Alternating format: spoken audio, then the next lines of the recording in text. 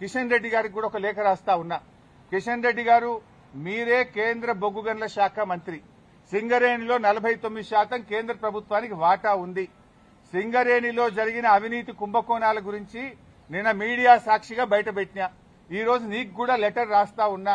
నువ్వు ఒకవేళ రేవంత్ రెడ్డితో కుమ్మక్కు కాకపోతే వెంటనే సిబిఐ విచారణకు నువ్వు ఆదేశించాలని చెప్పి కిషన్ రెడ్డి గారిని డిమాండ్ చేస్తూ I'm writing A open letter to Kishan Reddy.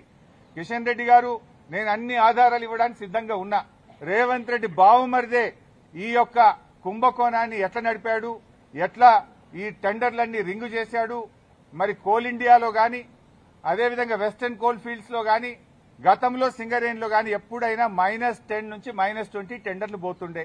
ఈ సైట్ విజిట్ సర్టిఫికేట్ పెట్టిన తర్వాత మరి ఎవరెవరు టెండర్లు వేస్తున్నారో తెలిసి రేవంత్ రెడ్డి బావుమరిది ఆ కాంట్రాక్టర్లను బెదిరించి వాళ్ళు ఏ రకంగా ప్లస్ టెండర్లు ఆయన పొందిండు టెండరు, ఆయన ఎవరనుకుంటే వాళ్ళకి టెండర్ వస్తుంది, ఎవరనుకుంటే వాళ్ళకి సైట్ విజిట్ సర్టిఫికేట్ వస్తుంది.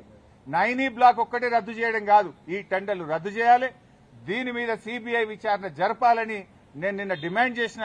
ఇలా వ్రాతపూర్వకంగా కూడా కిషన్ రెడ్డి గారికి I'm writing A open letter.